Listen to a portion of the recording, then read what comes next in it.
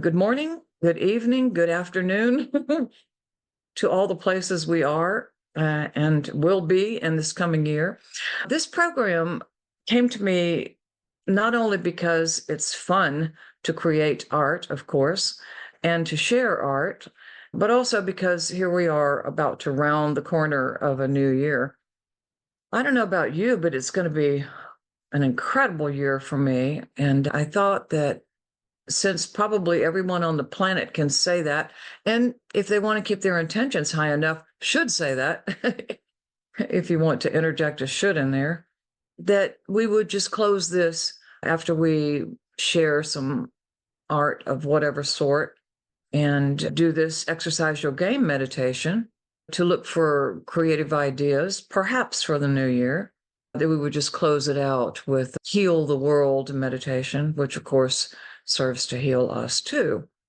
Does that sound like a plan to you guys? Yeah? All right, wonderful, wonderful.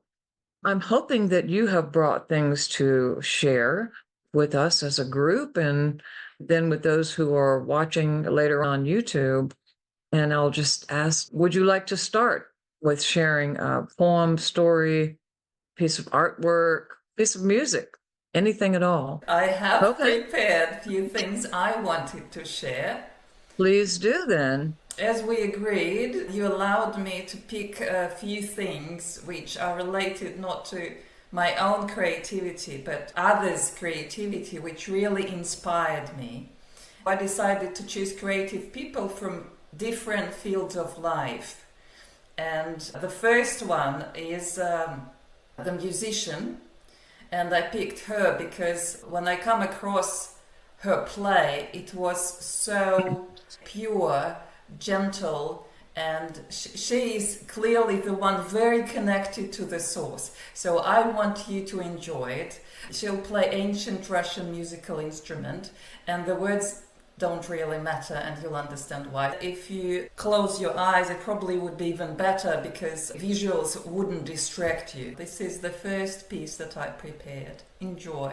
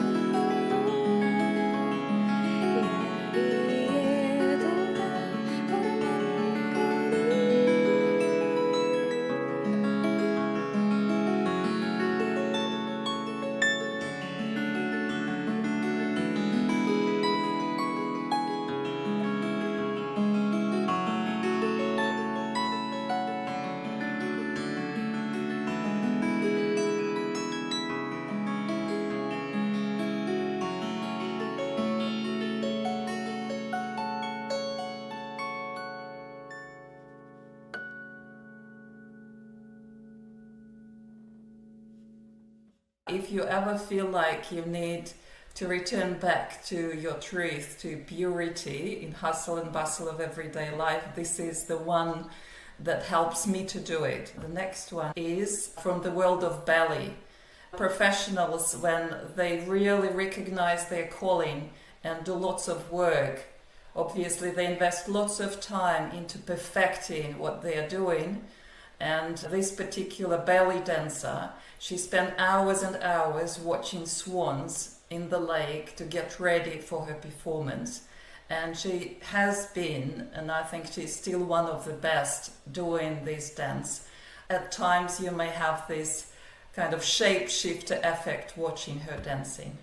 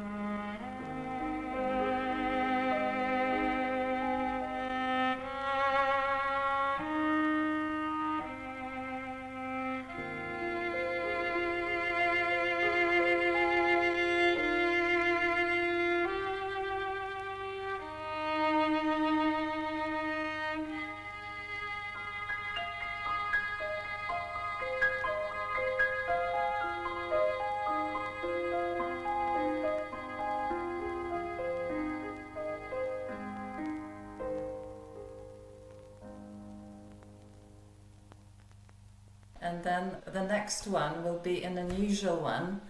Martin Schloeske is a violin maker, and he wrote a book which is deeply connected with creativity and spirituality, because he will share in this little video, and sorry you have to read subtitles because I couldn't find any English reference for this one. He's talking about how the wood taught him a very good lesson about creativity. Not any piece of wood, as you might probably know, is suitable for making musical instruments. If you want to make a really good one, you need to find the right one. And he would say out of 10,000 there could be maybe just 3 suitable ones. And how he defines it or finds the right quality, and even he finds the right sound, first of the wood and then the musical instrument for the right musician, to the extent when his musical instruments meet their owners, the owners get into tears because it's basically continuation of their frequency, continuation of their vibration, continuation of the voice of their soul, right? So it speaks the frequency of their soul. But how he got there, he learned to listen to the wood, and it's not just listening in general. There is special way of how you hold it in certain points, so the wood makes certain sound, and only then you can really recognize the wood, and the wood may start singing its song later as a musical instrument. So I invite you to watch this little video. Please be attentive because there will be English subtitles, and if you need more explanation later, I may maybe add a few words after. Секрет изготовления скрипки в том, что дерево дает себя узнать. Не дерево приспосабливается ко мне, а я, мастер, приспосабливаюсь к дереву. Я смотрю, что нужно дереву, чтобы звучать. Это всегда по-разному. Дерево дает себя узнать. Если дерево не дает себя узнать, я не смогу заставить его звучать. Каждый хороший скрипичный мастер знает, что он должен узнать дерево. Его жесткость, демпфирующие свойства, модуль упругости, все его звучание. Все, что составляет сущность дерева, должно раскрыться, чтобы оно могло звучать. Каждый скрипичный мастер вот уже 500 лет делает одно и то же. Он берет дерево в руки и простукивает. Он дает себя узнать, отвечая на простукивание. Если я дилетант и не знаю, как это делать, беру его в руки, где-то понемногу как-то стучу, то оно звучит просто как дерево. Это не звучание. Секрет в том, что дерево нужно держать в правильных точках, тогда оно звучит. У дерева есть секретные узлы, точки покоя, в которых его нужно держать при простукивании. Только если держать его в правильной точке, оно может звучать. И получается такой звук.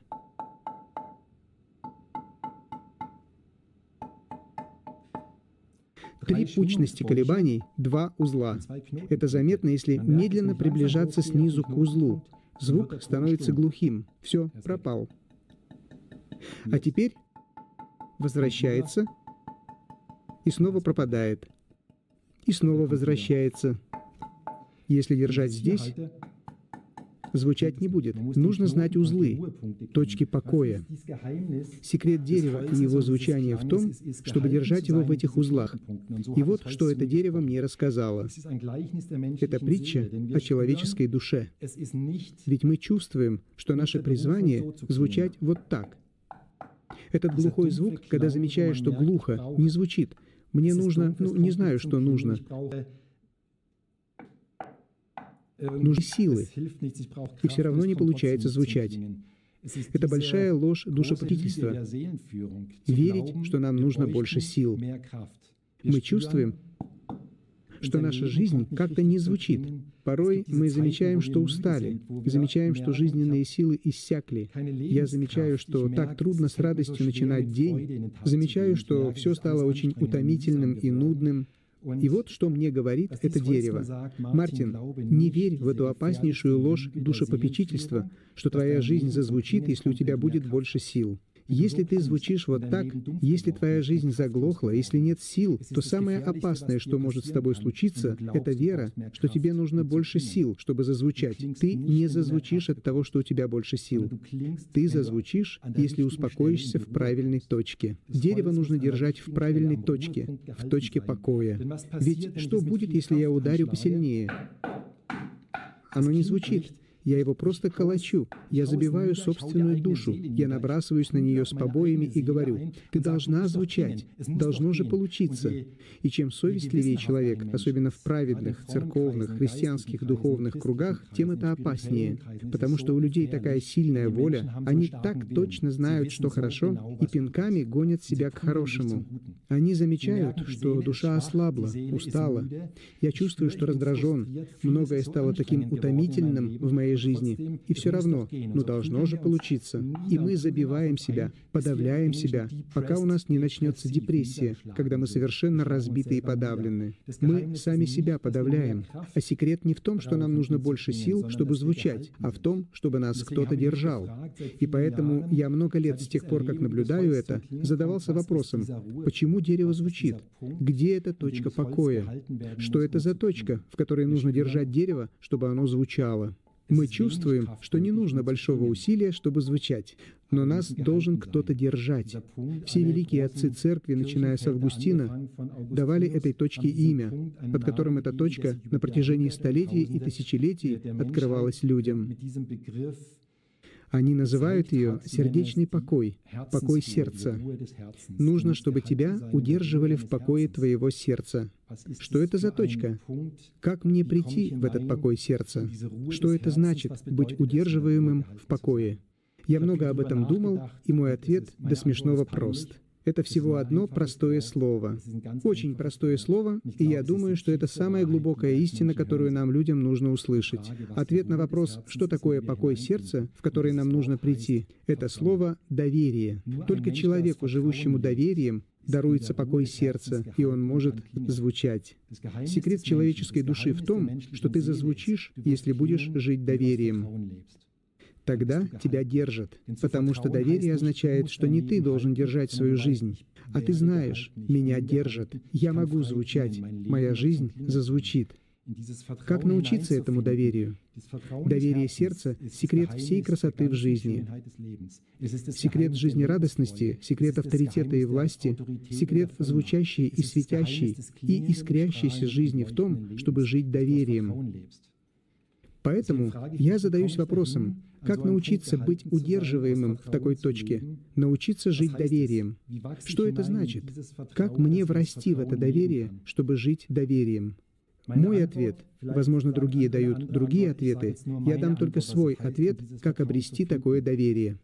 Я думаю, это связано с совершенно особенным качеством молитвы. When we allow ourselves to be held in certain points of stillness, points of peace of the heart, the Creator can recognize us and help us sound, help us shape ourselves and express ourselves. So I thought this video may be a little bit long, but nevertheless it very well explains the very essence of creative expression. And I won't take much more of your time. I'll just show the very last little piece, which I think I should share, because in some ways nature creation and my cooperation with nature creation, Judith knows I live in an absolutely beautiful place near the creek. So first I was lucky to see this. I couldn't understand what it was first. I was looking into the water and then I realized, I'll just scroll it to save time. It was absolutely incredibly massive fish. Look, there it is, revealing itself, just like almost a meter away from me. And that second video is a very rare animal. It's platypus. Not many Australians have seen this animal, and it's extremely shy, extremely gentle, but I was lucky to see it like literally 2 meters away from me. Look, and it's amazing what nature can create, and when it dives in, just see how flexible and soft this creature is. So that was it from my side. Thank you for being with me. Oksana, I loved all of those, especially the harpist. That was amazing. I heard these strains that sounded somewhat Celtic in places. And of course, the Celtic harp is a big thing for me. I actually have a Celtic harp. And then in other places, I was thinking, oh, this is why Oksana says it's pure, because it sounds like the hippie musicians back in the 1970s. It's a sharp contrast with modern pop music and in general with ego. When ego presents itself, it's another story, completely different story. So this girl, she does it in such a pure, beautiful way. When I heard it for the first time, I thought, oh, I'm ready for a good cleanse on every level. shake it off, shed it off, all the fake me. I love it. Garth, do you have something you want to share with us? I don't think of myself as being an artist or artistic or anything like that. I do know when I work with people in the office, there's sort of an art form that goes with what shows up in my mind to say to people. So that requires a certain state of mind, which probably I could call an art form or something like that for shifting gears and that sort of thing. Most of my expression has been in the outdoors in one way or another throughout most of my life. And I get into the zone, which I think is part of artistic expression and that sort of thing. Or while I'm watching what's going on around me. Power of, it's not even a power, soaking in what's around me or what's going on around me when I'm out in nature. I would consider that kind of creative. In the past, I did a lot of photography. I haven't done that for several years now, but I do a lot of nature photography, that sort of thing. And then I'd get it blown up, and sometimes I would do a sequence like watching a sunrise and be in the same location, and then I'd take different 4 or 5 steps in the sunrise and make a sequence of pictures of that particular event. I guess that's artistic. I did that for a number of years, and then I haven't done that for a long time now. The closest thing I've come to artistic things is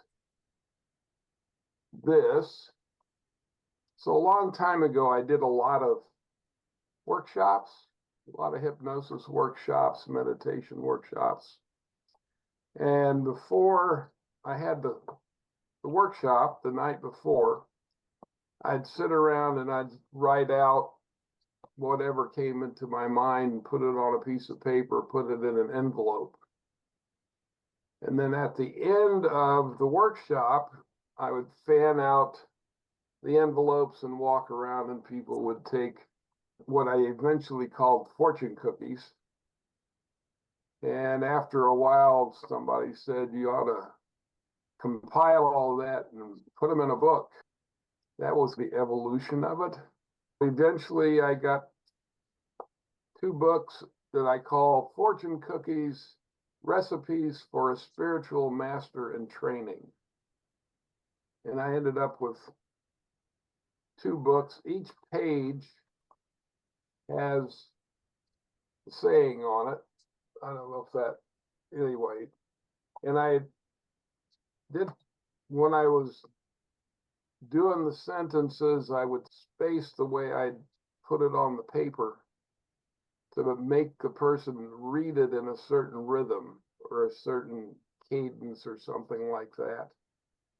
And then the idea was that a person who wanted to do it, do a little bit of meditation, open up like that, and you'd have that particular thing for you to contemplate today, such as when you're in a situation where you're out of control of what happens next, your best strategy is to assess what you can learn from the unfolding of events.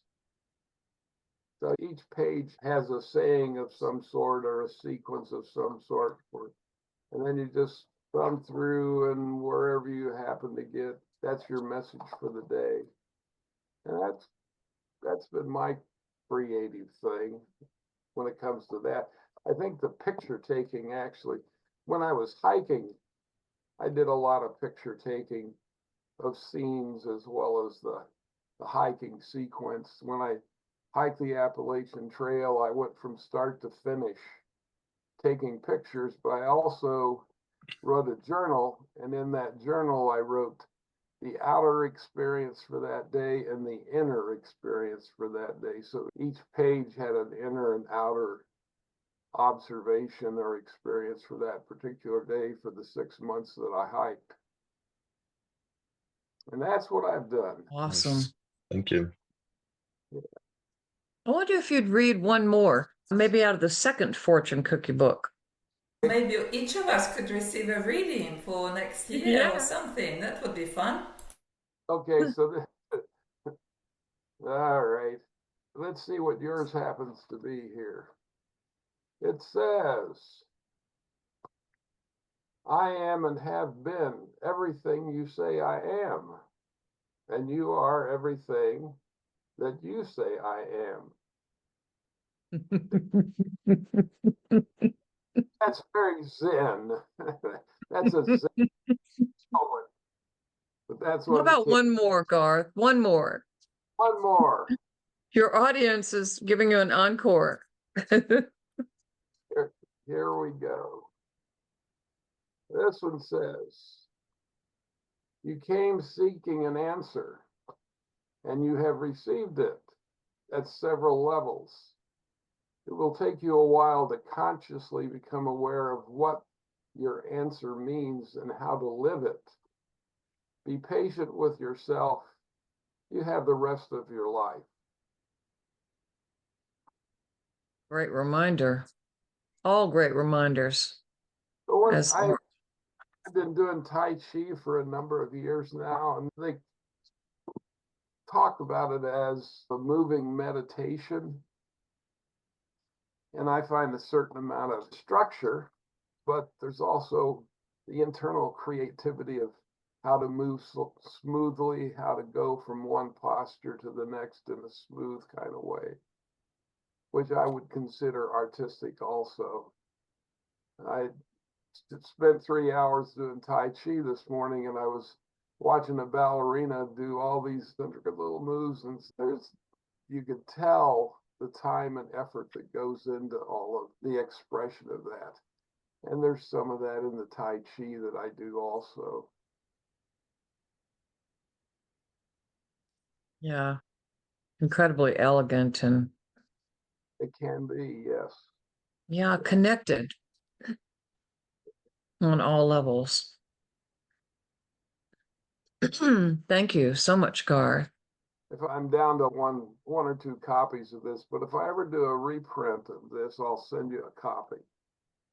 That might inspire me to rewrite it. I wrote this 20 years ago. It might be time to update, rewrite it, and do a little more accuracy compared to what I was thinking 20 years ago. Back when I was a youngster. You talk about creativity, but is this creativity? Of course. And your ideas are always unfolding as a social worker. You're constantly being reminded of what, as you rise to the challenge of helping people remember what they know. Yeah, I see you as a fountain that's spilling out and will never run out of droplets of wisdom. Mm-hmm. Mm-hmm. Bjorn, was there something you'd like to share with us? Yeah, I haven't planned anything, but now I'm inspired while you're sharing here.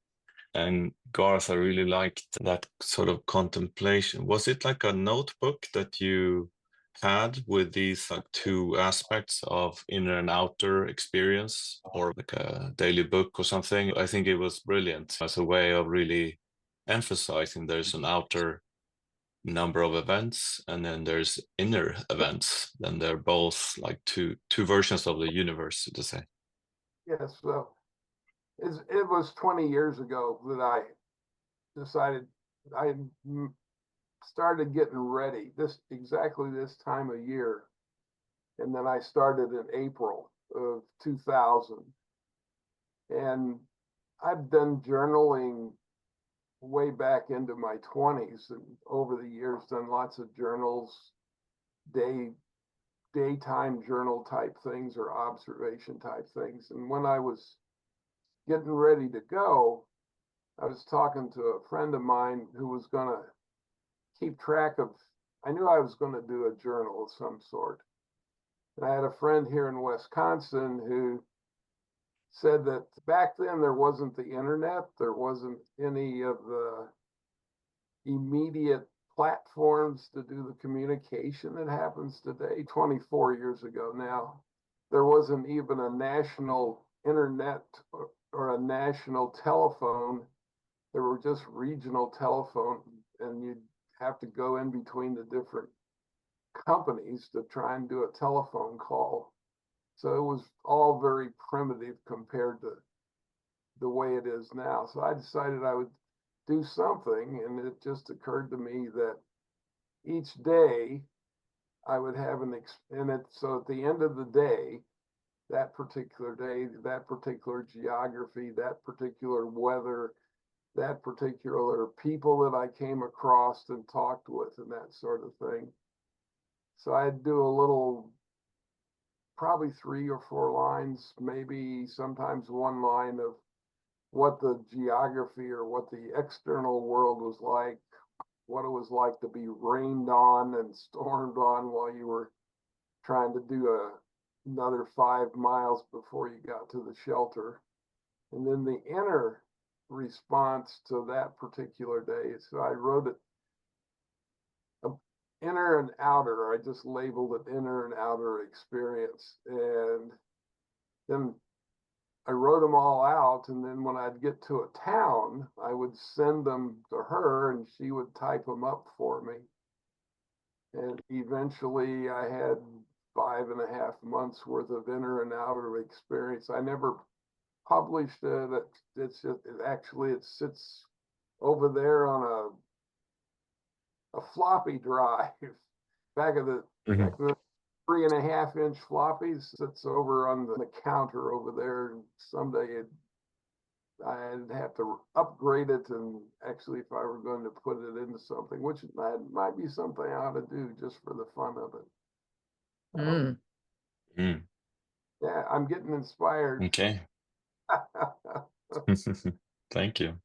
Yeah. I'm quite new to this community, but I'm very inspired. Sometimes it feels almost overwhelming with all the fantastic videos you guys have collected of all these sharings around the world. I'm happy to be in one of these right now, and I just must say that they all feel very warm and human and welcoming the way you're doing them. So I didn't prepare anything for this. Just remember when I saw your email, Oksana, I was having dinner with my wife and I was like, oh, I'm going to attend this thing. I don't really know what it is, but sorry, I have to go now. But when someone asked me when I was a kid, what do you want to do when you grow up? I wanted to be an inventor. So it was very clear. I wanted to be an inventor. And it didn't matter so much what I invented. I just wanted to be an inventor.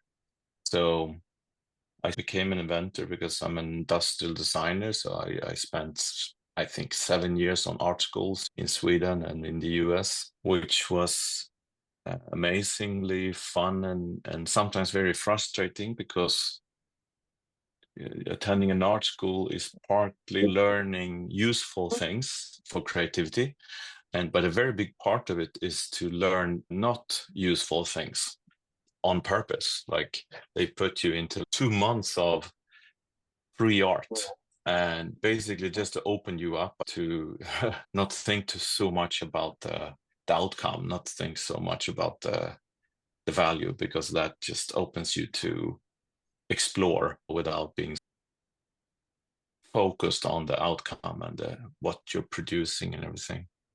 And afterwards, I really realized that was the really big gems, so to say, for that period.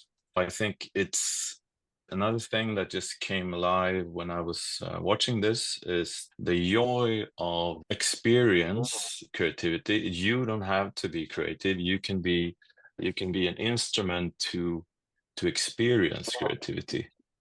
And for me, if we talk about music, for me, that is to be very musical. You are like a cello. We talk about the wood. If you can become more resonant in your own consciousness, you don't have to play anything. You just have to be very resonant, and then you can experience then you can be open to experience. It's almost if you have a big piano and you press the pedal on the piano and then someone sings, the whole piano will answer because it will just vibrate as the person is singing.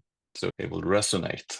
So I think that's something that I'm getting more and more. I value that more and more, to just be able to resonate. And an example could be I wake up in the morning and I have this living room, which one side of the living room is it's just a glass, and then in front of it is water, and the sun is always coming up.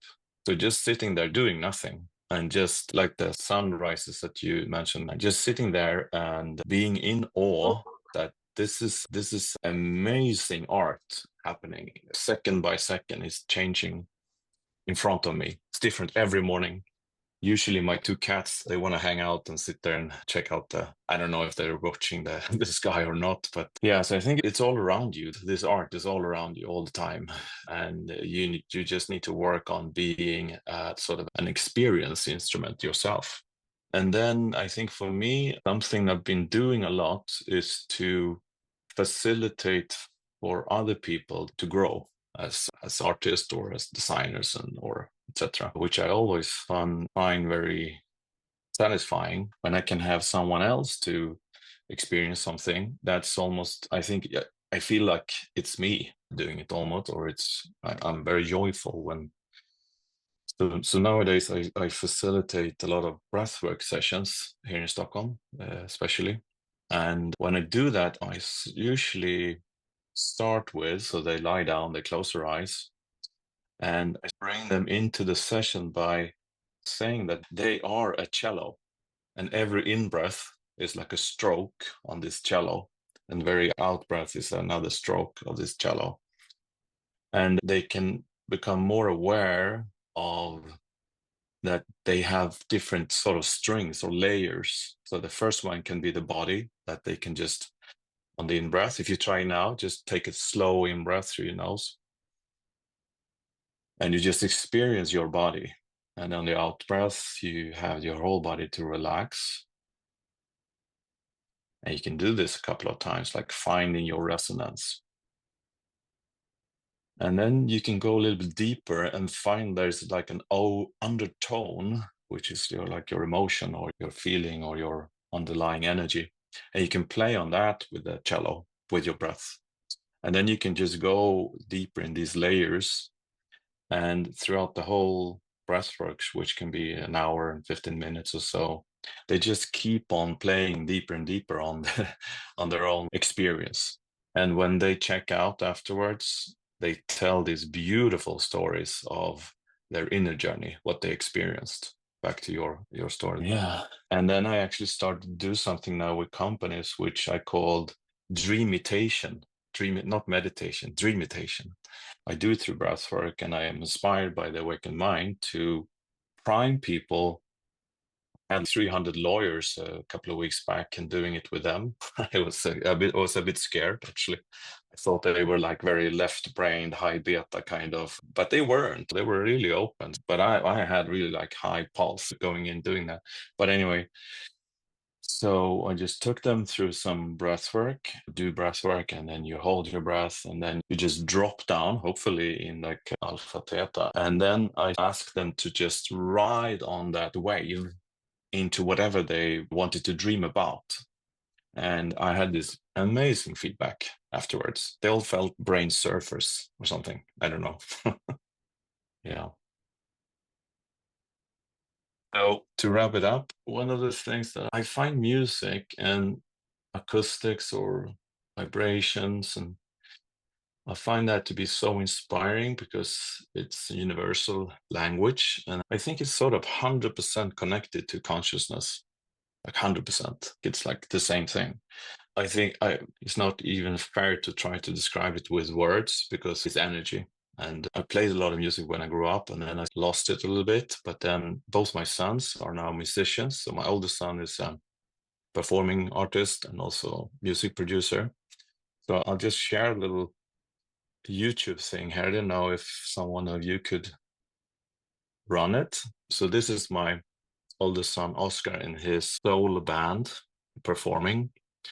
And I think what I personally really love with it is that it's an actual song, but they are also like improvising in the now. So it's just moving around this thing they're doing. Bjorn, I'd just like to say that it was beautiful to watch your creative flow just then as you brought together so many ideas. Thank you.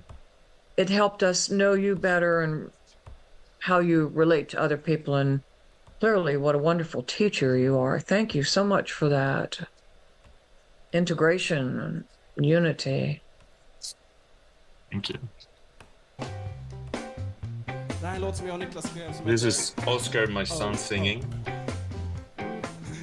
I knew that it would happen when I walked through the door.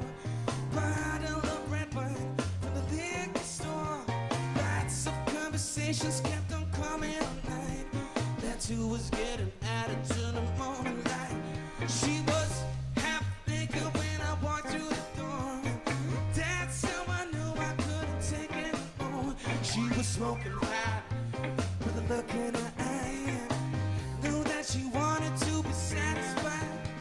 I'm looking for a woman, I'm looking for a man. Baby, let me give you what you need. So there you go. Ooh, ooh, ooh, ooh, ooh.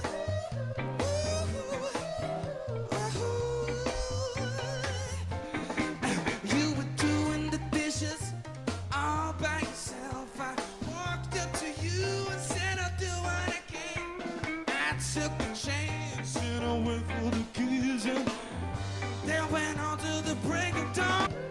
Oh, okay, Lucas on the keys.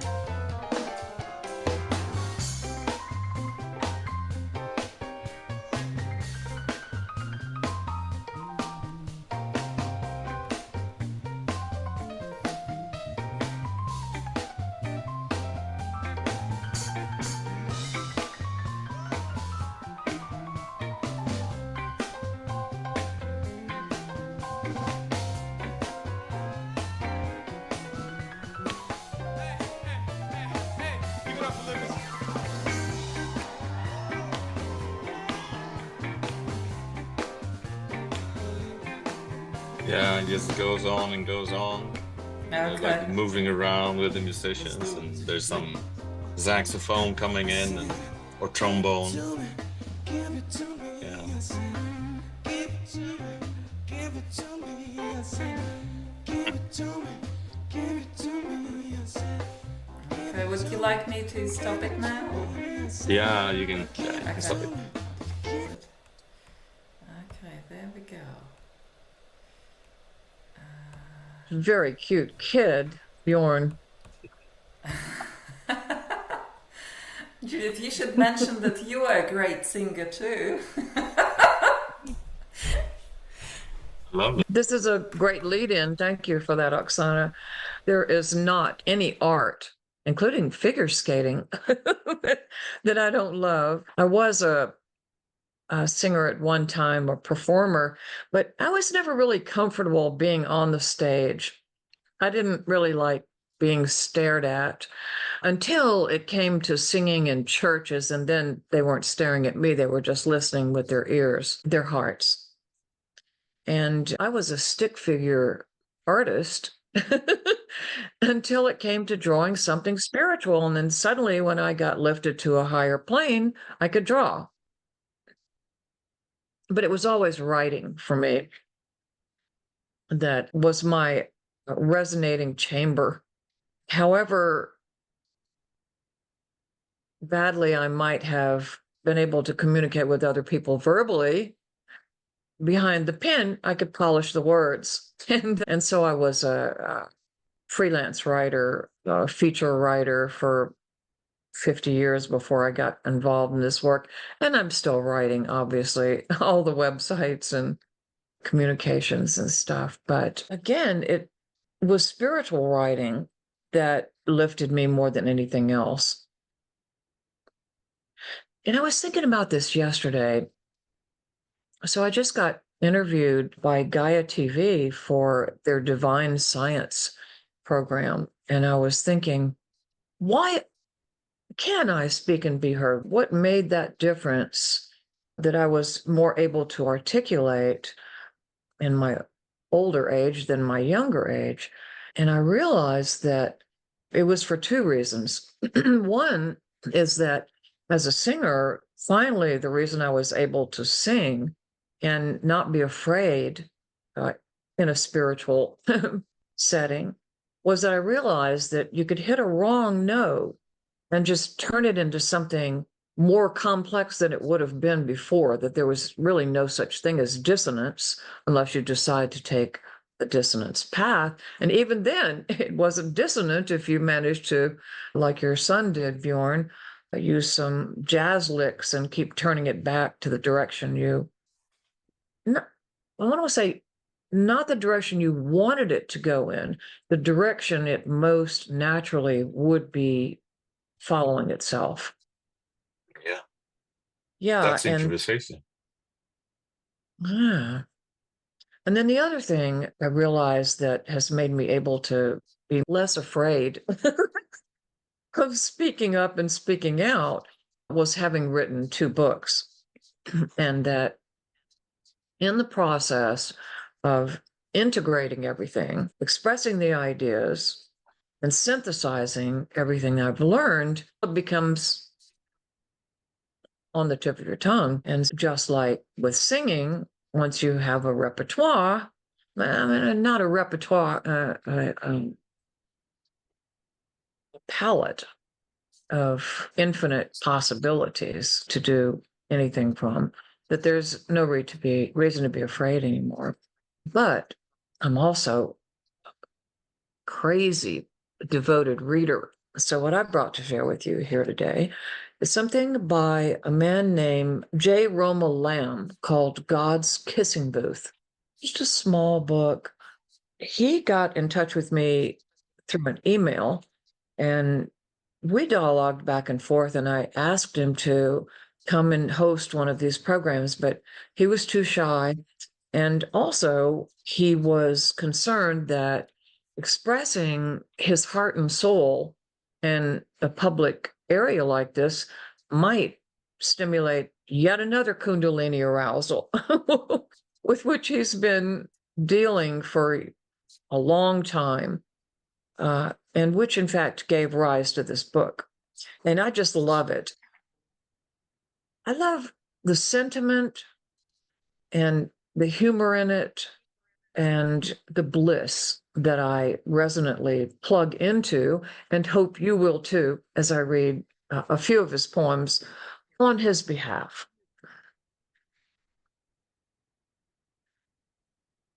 All right, the first one, God must wonder. God must wonder what it will take to get our attention. Every moment, explosions of life, and hardly anyone bats an eye. Riots of flowers leaping into existence, dancing to symphonic winds. Have you noticed?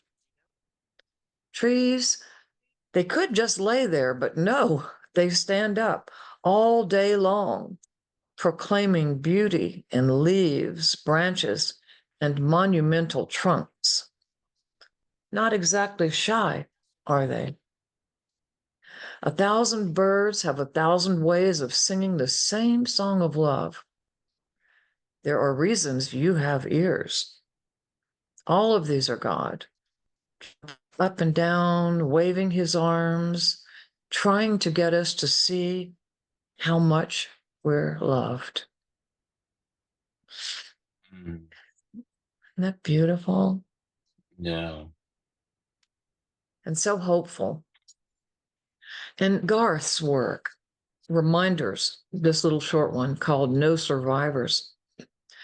Fear, guilt, and anger got together one night and decided to rough me up. Fortunately, I carry a gun, and my pockets are always full of love bullets. So I blasted them. No survivors.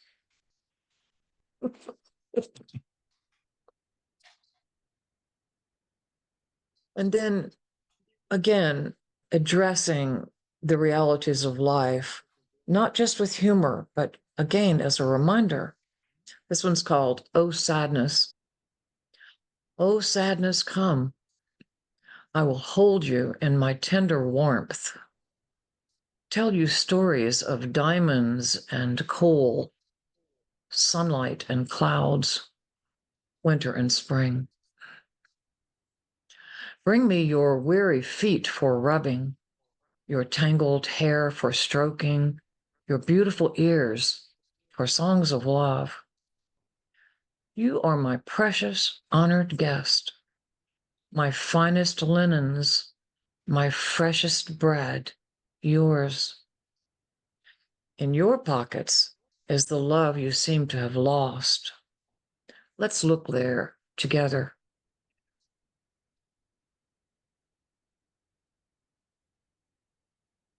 Of course, poetry is all about personification, but I just love how Jay objectifies, identifies with, blesses, and resonates. Here's a short one. It's called Getting Adored. Beauty is God saying hello. Flower, so nice to see you again. A tree, I missed you. A newborn baby, I love spending time with you. The divine is willing to do just about anything to spend more time with us. Cloud is an invitation to a secret rendezvous. The moon, a hopeful request for a snuggle. A smile from a stranger, barely contained urge to leap and carry you off. Let's face it, it's pretty hard to hide from the beloved. One way or another, we're getting adored. He just sees love in everything, doesn't he? It's all perfect. It's all exactly as it should be. And then lastly, before hopefully we look at this video, I just sent you a link to Oksana in email. This is a longer poem, and I think appropriate for this new year we are embarking on. It's not, in his languages, there's no such thing as optimism because there's no pessimism. There's no duality. And this is a reminder that it's called I See a World. I see the faint edges of a coming world, a world quite different than the one we know, yet in many ways the same. There are still trees, clouds, frogs, belly buttons, laundry, and bikes. But something essential has been added, or perhaps rediscovered. The world I see is a world of love. It's as if somebody took the world and washed it in love, then hung it out to dry in rays of more love. It didn't just get cleaned, it was transformed. A totally new world. I see a world where people hug. They have to. There's no choice. It's like breathing, part of what they are. Love of this depth and magnitude cannot contain itself. It must do something, so it hugs. It also makes smiles and does beautiful things with eyes. This love walks down the street, just looking for ways to amuse itself. Bugs on their backs get turned over. Cats get stroked. Birds are stared at with bewildered, awestruck eyes. I see love's unfailing wisdom, knowing precisely what to do in every situation, effortlessly prompting what is best, most helpful, most beneficial for all. No arguments, no debates or assessments, no speculation, no need of statistics and probabilities, no brooding, guessing, wondering, or pondering. It simply knows, for it is all things. I see a world where anyone, anywhere, hurting in any way is attended like a mother to a child by a number of people they may never have met. I see a world where love is so deep, so very thick, that bad, good, or wrong, beautiful or ugly, better or worse, cannot sustain themselves for more than an instant before melting into a vast ocean of unity. I see a world where sitting quietly in a room alone is like taking a deep, warm bath in love, where one can hardly believe they are loved that much by life, that it astounds them that it is even possible, that there is nothing they could ever do that could diminish that love in the slightest degree. I see a love where death is beautiful, one of life's greatest joys and deepest gifts. As a wave melts back into the ocean after a brief encounter with the wind, so does love, as human, melt back into itself. And with this melting, there is felt a long, deep, satisfied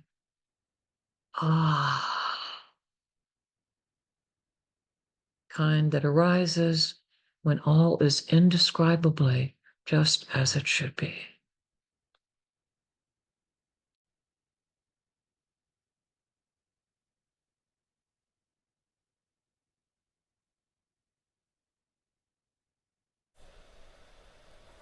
So the beauty of this thing, this book, and another one that again Roma Lamb has written and are available on Amazon,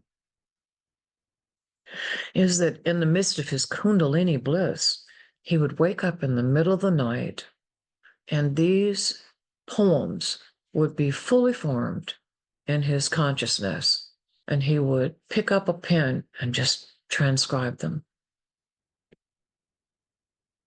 Gifts from the divine, awakening us to our divinity. Great reminder. Did you like them? Yes, Judith, Very it much. was amazing. Mhm. That's knowing, right? Every single word is knowing. So I think you have to be dead to not to resonate. Yeah, it's like everything that each of you presented was heading in the direction of these. Yeah. Yeah. And like I loved All all parts. of it. And your introduction, how you were leading into it, explaining that many forms of your creativity, they became possible after you lifted to this spirituality, to another realm where you allowed, right, where it's possible, where it's flowing.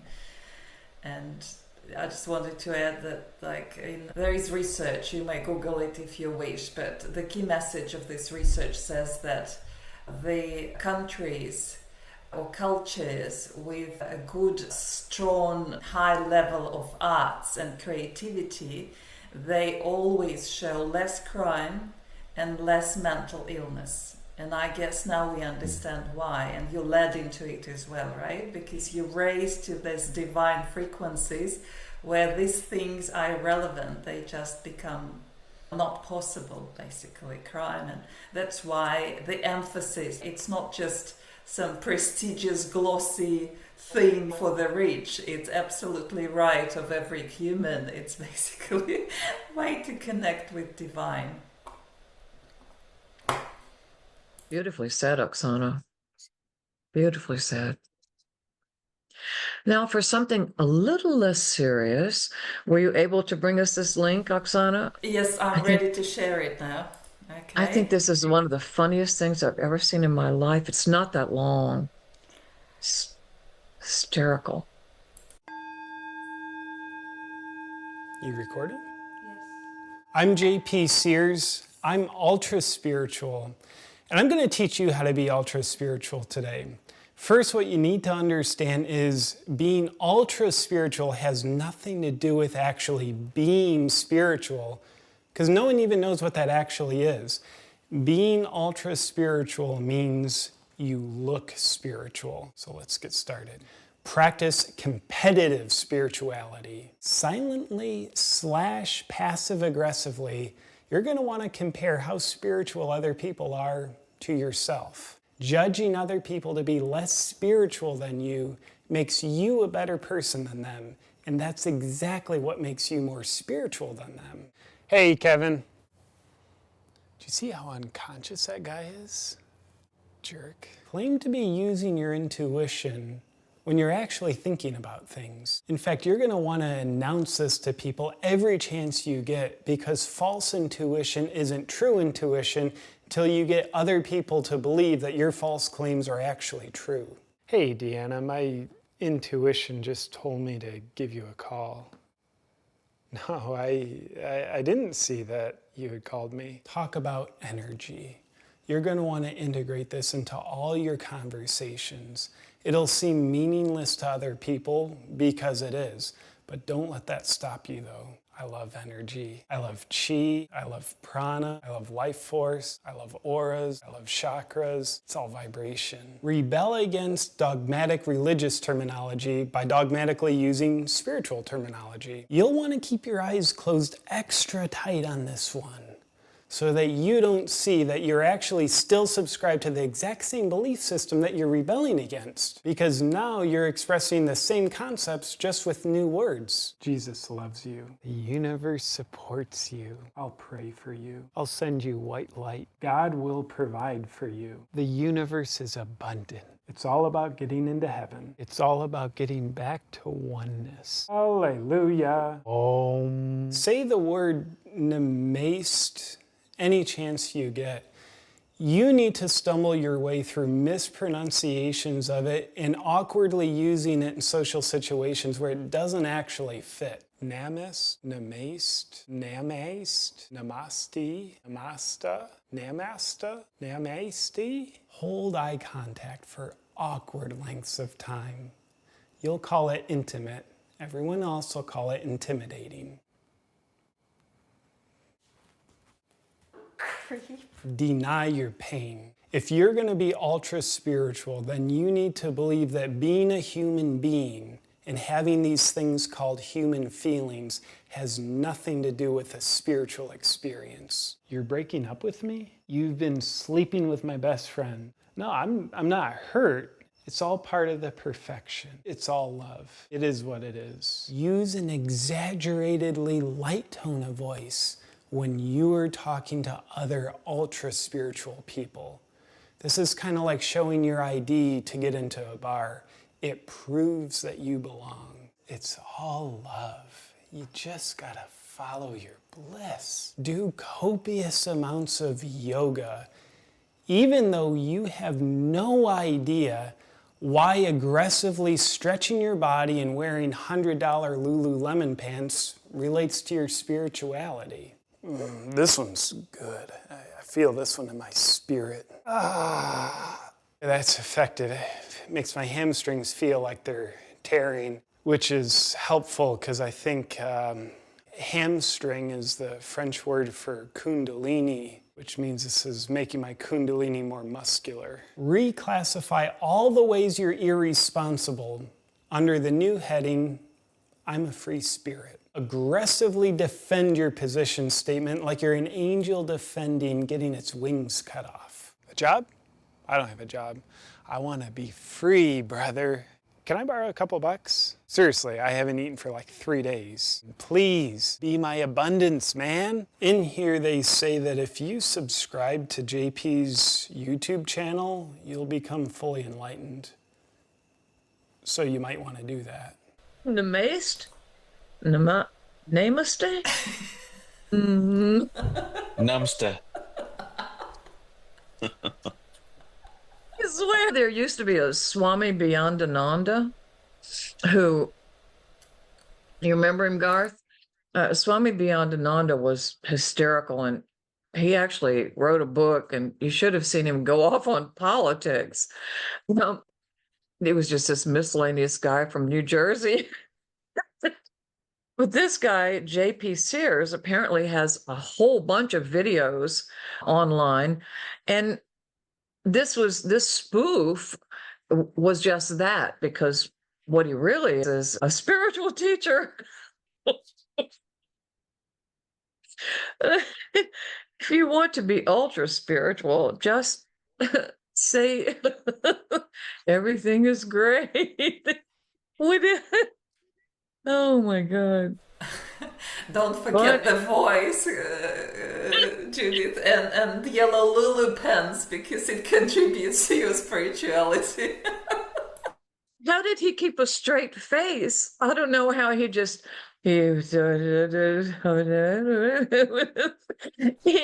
never quirked a. There were lots lip of cuts, I noticed. It was well edited. I'm sure he's laughing while doing this. You're right. Of course, it was well edited. I fell apart. Bob Holbrook showed this one night during a discovery program, and I was sitting up at the front of the room with my computer about to show them how the mind mirror portal works. And Bob showed this thing, and I started laughing so hard I couldn't stop, and it was hilarious because I was just dissolving into laughter, pooling in my seat, literally doubled over. And the 20 people in the class, some of them were so tickled by my inability to stop myself from laughing that they fell out into this historical laughing. So we had this biofeedback loop of laughter. Again, we go back to resonance. May 2025 be that for all of us. Time where we're fully aware of our connection with nature, and that everything is the face of the light of consciousness. It's so easy to have so many things to do that you end up with a superficial view of life. Oh, I did this one, now I'm moving to that one, now I'm moving to the other, rather than be able to immerse ourselves in the sensual realities of the world with our alpha, our bridge to the message, the symbols, the signs, the meaning in everything and everyone. And we already know that's what it means to be awake, is to have that alpha bridge turned on all the time. And I think that all of the different things we've experienced here today are alpha bridge builders. Yeah. So do you want to have the time feel inclined to do the exercise you'll game meditation to search for creative insights into a creative endeavor? Yeah, I saw a nod for you. Garth, Bjorn, you too? Yeah. All right, fantastic. So let us sally forth then. And hopefully you have pen and paper or crayons and markers or something. Oksana, good for you. It's such a simple meditation. It's really about surfing into lower and slower frequencies to be able to use your essential being in Theta and your spirit in Delta to make a connection and then bring the answer or answers or perspective or concept back up into alpha sensory awareness, where it gets vivid, hopefully colorful imagery, and then on up, back up to beta articulation. The little background to this meditation, in case you don't already know it, is that a band working in the studio, which was involved in a creative block, they couldn't go forward, had somehow heard about Anna Wise. And I think they were in Los Angeles. She was in Berkeley. They said, we'll pay you the big bucks. Come on down here, help us meditate or create our way into this album.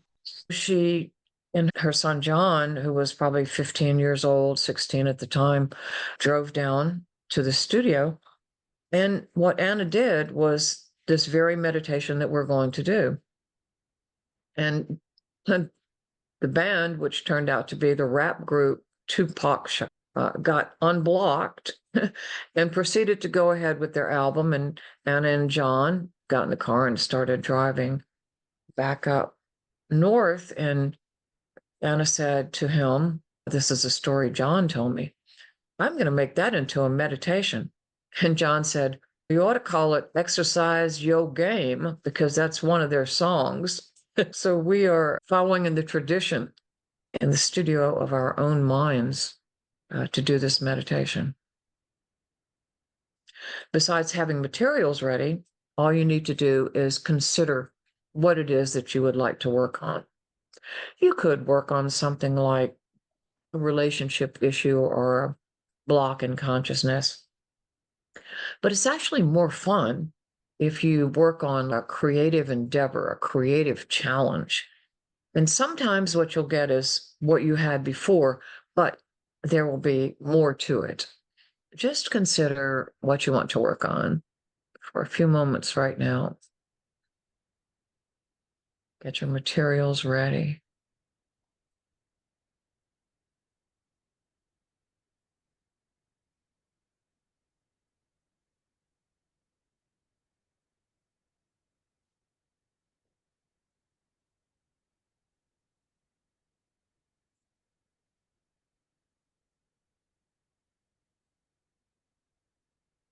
Got something? Ready to go? All right. So just begin by closing your eyes and sitting back comfortably in your chair.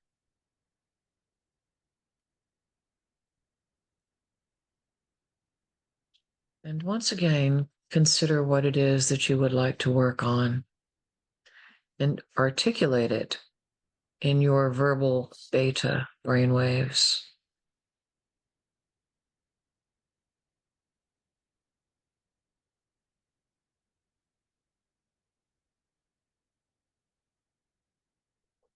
And now, whether in words or images, allow yourself to step back from some objective manifestation of this creative challenge, project, or endeavor. Step back, see or sense, feel or hear it, and walk around it. Explore it with your senses.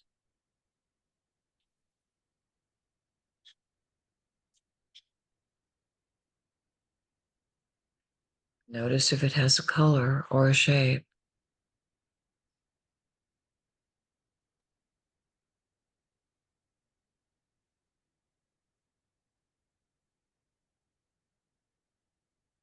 Perhaps you'll only sense it there, but maybe you will even be able to feel it, taste it, touch it, smell it.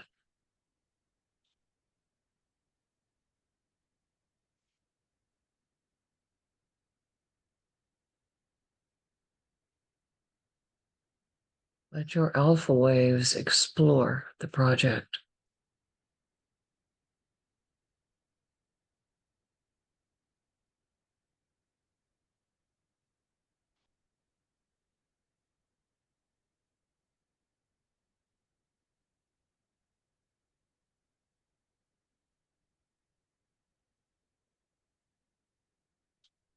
So now take that representation of the project down into the lower and slower frequencies of your theta waves.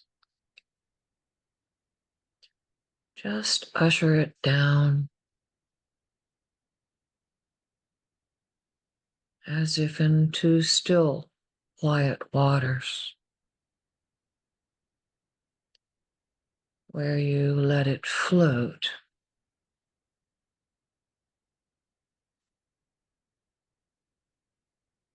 and sink into your essential being.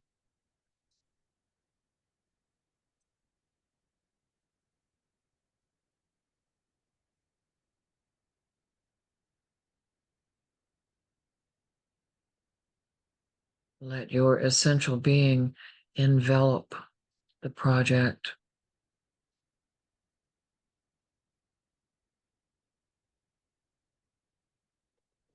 It's almost as if your essential being will plant a seed in higher consciousness, a seed that will germinate and grow.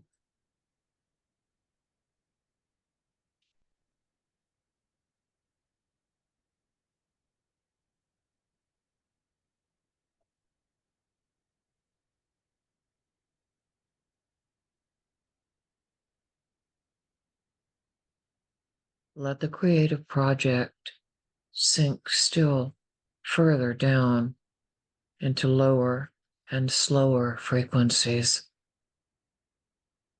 the frequencies of delta.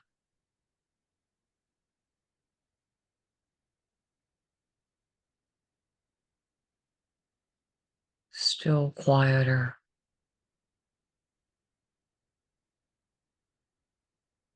still more peaceful.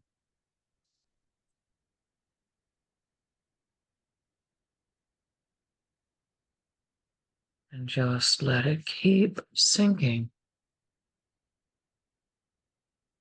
until it flows out into the field where it already exists, where the answers, the visions, concepts are forming.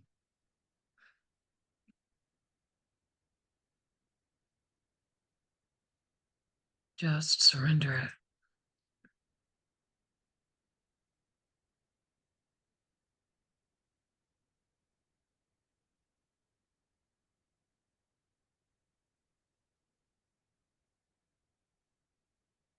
Just surrender it to the infinite.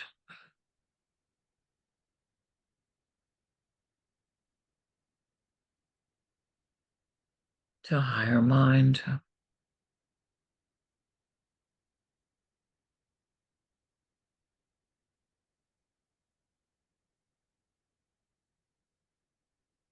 And leave it there for a few moments while you rest in the silence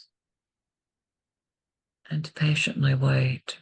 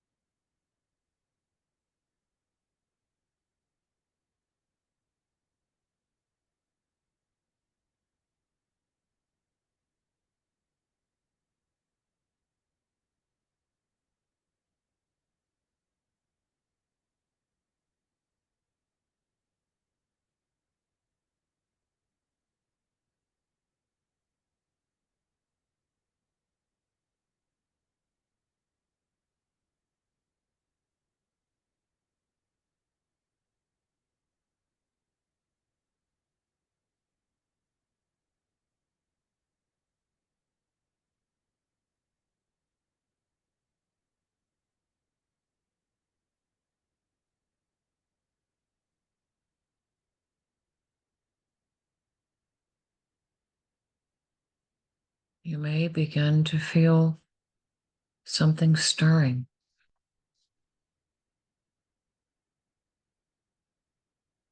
A a wave flowing in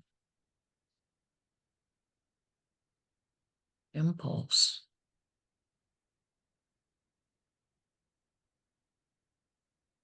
When that happens, usher it up into your theta frequencies.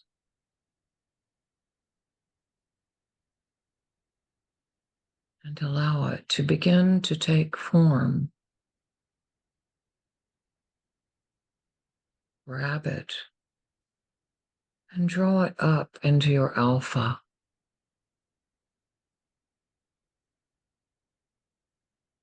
You may see a vision or hear a voice.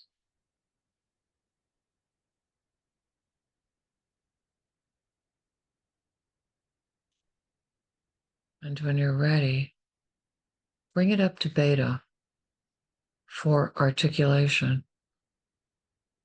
Verbal beta, sensory images, concepts, the flow from the delta radar, all moving up, moving into your awareness.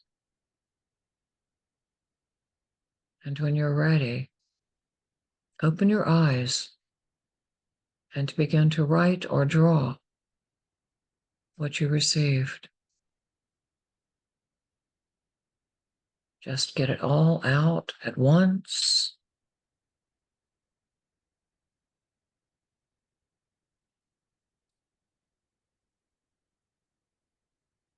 And let the flow keep coming until you're done.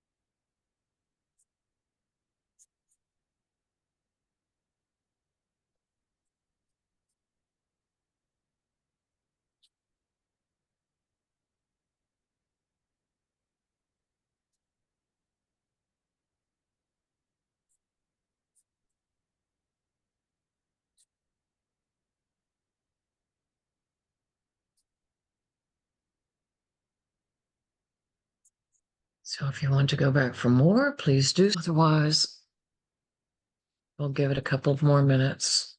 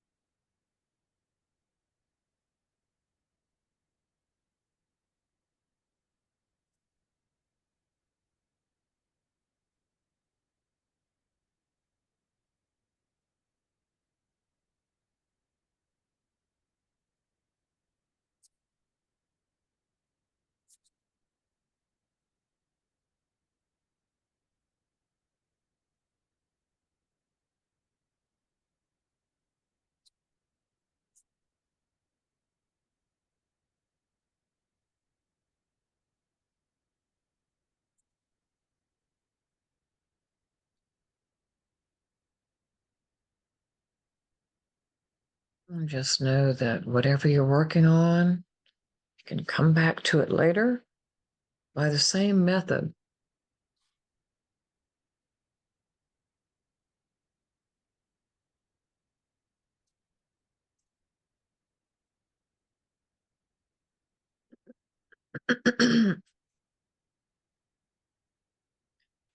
Bjorn, if you want to keep working on your project, you could just mute us and keep working that way and then come back and watch what Oksana and Garth are going to share later on in the edited video.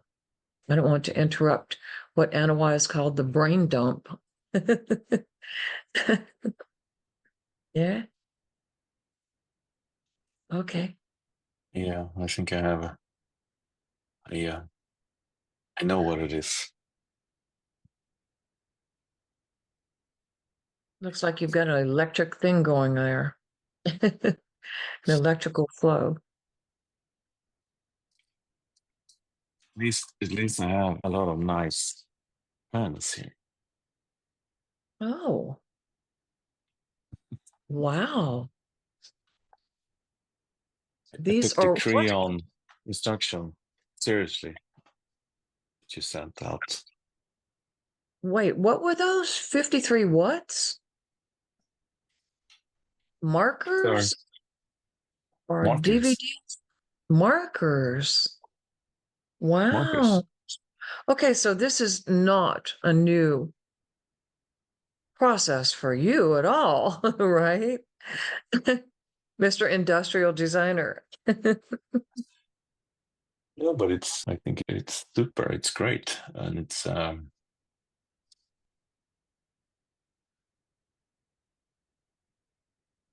really potent way of just approaching deeper level of creativity, integrating and like dropping it, actively dropping it down with an intention. And then when you start to have that sort of surfing wave of creativity, then you can start to materialize it with sketches and verbalizing or yeah. Wonderful.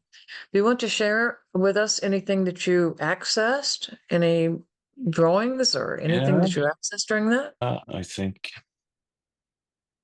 my intention was that I have had this vision and dream for a while to create a new studio, like a new place So the studio, which I imagine it to be a combination of a design or creative studio, could be other creativity like music or design, etc. But making it in a sort of way that it's more like a spa, or it's made for consciousness. So it's made for, in order to actually be, I think we touched upon that before, in order actually to move into creativity, you need to heal. Otherwise, you can force it or muscle it a little bit, but it won't be very healthy. If you muscle it, you need to do a lot of unblocking or healing in order for it to be very healthy and flowy. So I'm imagining like almost like a new kind of co-work space where you have all these things facilitating creativity, including like board meetings or stuff like that, but in a new kind of environment, which is conducive for beta, alpha, theta, delta dives and up again, and even as a group. And then as like a industrial design, I'm imagining different kind of consciousness enhancing products for that. I tried this waterbed in Holland when I was with Susanna in Zwest, and it was amazing. It was like new kind of waterbed. And then I just imagined maybe trying with that kind of waterbed and adding vibration to the waterbed. I know that if you use the Tibetan balls, because you're so much water, but what if you were actually laying in a waterbed and having that vibration in the water? How would that affect? I don't know. These kind of products could potentially prime you. So if you go through some of those, and maybe some that I'm working on right now with this light, like the flickering lights integrated in glasses, and so different kind of priming for the creativity. And then you can go in and do whatever it is that you're doing or that you want to do. The dreamitation. Yeah. That's fantastic. Listen, if you get that bed on the market, I'd be happy to buy one. Just think you could program it for alpha, theta, creativity and healing. You could program it for delta sleep. Yeah. The bed Also, everyone needs. Exactly. You can control the temperature, vibration. Maybe you can even have some kind of thing covering it. So you actually have yeah. Please do it. You revolutionize the world with it. I just wrote water consciousness beds, floating vibration, floating tank bed with vibration, sound, and light. Mm-hmm. Was this the first time you had that idea? I had it, but now it just ballooned out a bit. Beautiful. Yes, you are an inventor, Bjorn. There's no question about that. And of course, what I know that others might not is that you have launched companies, products, and companies. Yeah. And not just designed, but brought things to market. Yeah. Conceived, designed, and marketed. Yeah. And sold companies. And yeah, I see why. Thank you. Thank you for sharing that. Thank you. Oksana or Garth, anything you would like to share? I've done flotation tanks. There's a place north of where I live that there's two places actually, and they've got clamshell flotation tanks where they control for temperature, the water temperature and the salinity of the water. They've got some lights that come in, and you can have music piped in that you give them that you want to do, but there isn't any frequency pulsation that he just talked about. There's just the cocoon you're in with floating and lights and controlled temperatures. I had a waterbed 25 years ago, but it didn't have any pulsing to it. That sounds interesting. I like that. I do things with sound, and I've got some vibrational frequency items that I use with clients sometimes. Mine had to do with my physical, because I've got a diagnosis that's given me difficulty gradually.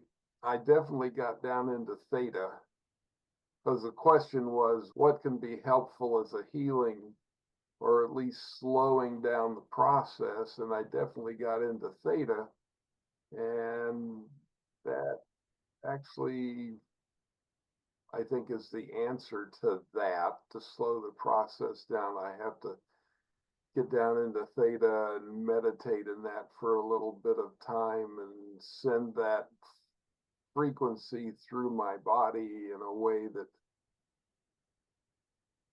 I don't know if it's healing or if it's postponing or however I would say that.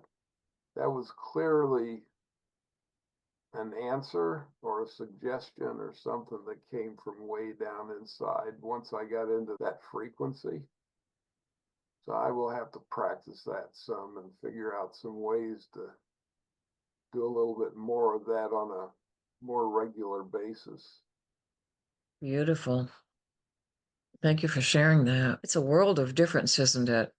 Times of catastrophic occurrences in the world. One in particular, Hurricane Katrina in New Orleans back in 2005 or so.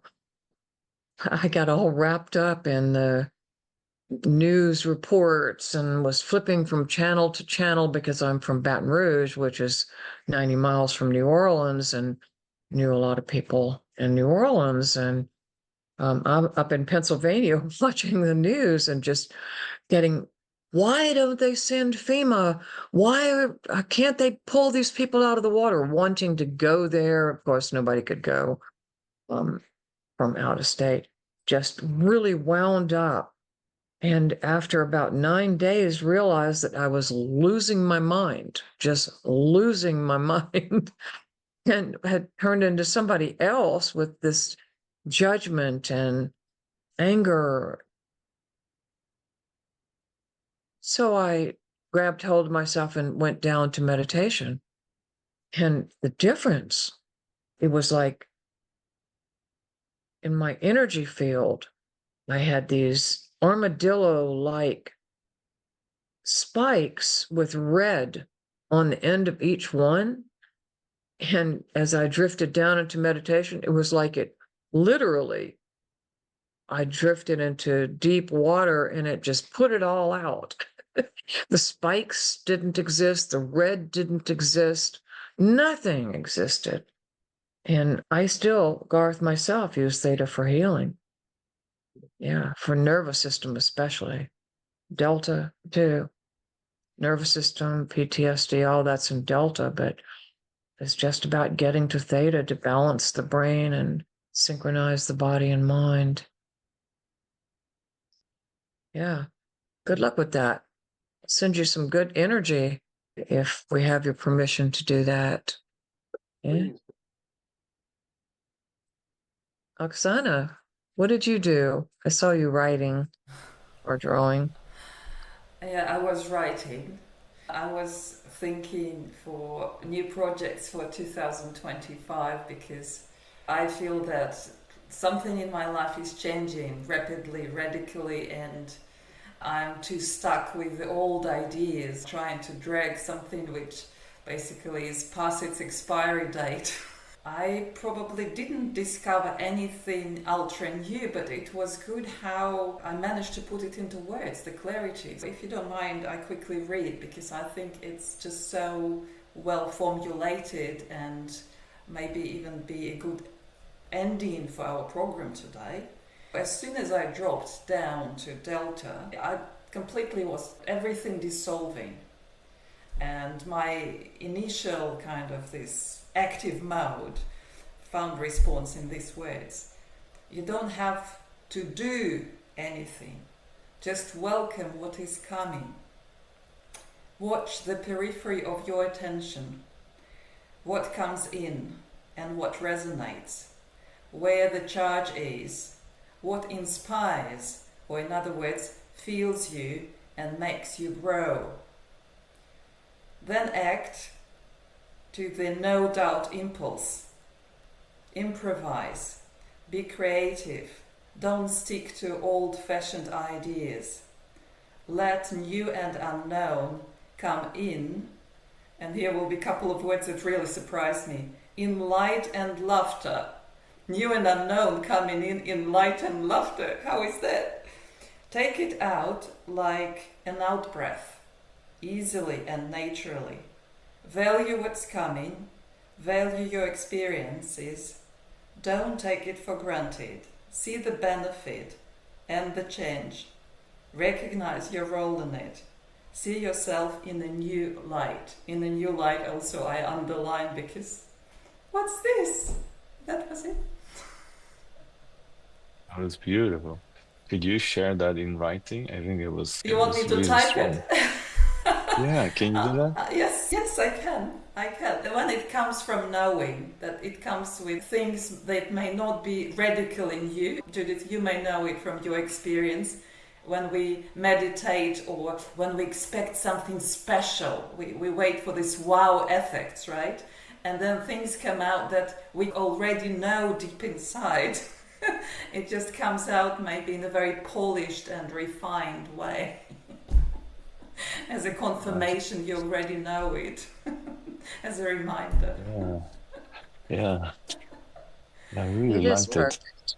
It is perfect, Oksana, and it's universal wisdom. Perfect note to leave this webinar on. But before we do, I would really appreciate it if we could just take, say, 1 minute to close our eyes and in whatever way we choose, just direct love or light or good wishes or whatever to the world. Let's do it for just 1 minute. Uplifted, we now uplift and are uplifted by.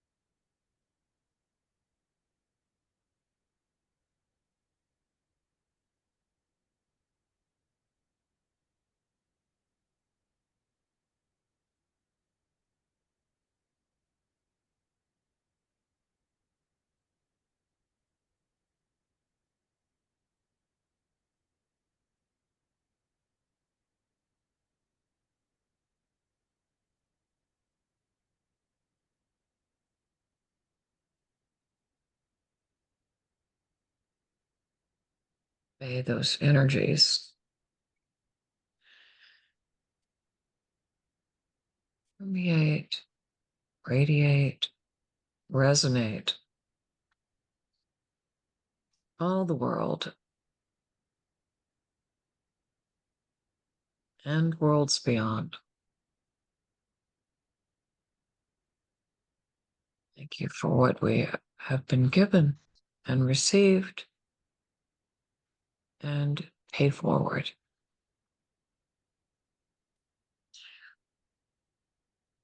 And thank each of you. This has been such an amazing program. Created it, didn't we? It was just the right people, adding just the right components with just the right vibrations. Musical, artistic, beautiful in every way. Woven together by love. Presence. Judith, I forgot about presence. What should we do? I can send out, basically give everyone who registered an option to choose. Okay? Let's keep it simple. Wait, you're going to do what? We were talking about presents. Or yes, it's fine I'll to- explain. We discussed with Judith that because this is a festive season and when you give and receive presents, right? So I thought, why don't we give away some presents? And the initial idea was do it as a draft. So the lucky ones would get their gift, and I enrolled or listed 3 things as gifts. But right now I suggest I give everyone who registered, and you as well, you registered and participated, of course, to choose any of these 3. Whatever sounds more attractive to you, right? One option is my favorite meditations course. They are not related. They are not belonging to Anna Weiss or Mind Mirror Work World. They are my own collection that I accumulated over the years. The very best of the very best with the brainwaves analysis and my introductions, how I do them. You may call them also mini energy training, if you like, how to start sensing chakras, how to do the healing, how to do reading, everyday energy practices, how to connect with your higher self. They're absolutely beautiful. So I just pass on whatever is available, but with my introduction and brainwaves analysis. The second option was Fast Track to Mindfulness. It's a series of meetings of the Mind Mirror Meditation Club, where we looked into the masters of mindfulness and their meditations. Particularly, I picked one, and I introduced what the main ideas taught by this master. And one of the meditations we practiced together, and then I analyzed the brainwaves. So I named the masters. They were John Kabat-Zinn, Eckhart Tolle, Joe Dispenza, HeartMath Institute, Dawson Church. I think these were the ones. Nice. And I send the description because it's hard to explain like that. I'll just send the link to the page which describes what it includes. And then the third option was Energy Reading Circle that I'm running. I invite people to come together and do mini readings for each other using some techniques that I learned from systemic family constellations, mind mirror work, everything, a little bit of everything. I can't separate it anymore. So the next one will be the next Saturday, devoted to how to make wishes come true. So you can choose. Nice. Thank you, Oksana. Thank you for your generosity. Thank all of you for your generosity. This has been beautiful. Wish you Judith. a new, happy new year. And may all of your wishes come true. Same. Thank you, Judith. Thank you. See you next time. See Thank you, dear ones. Happy Thank you. 2025. Yes.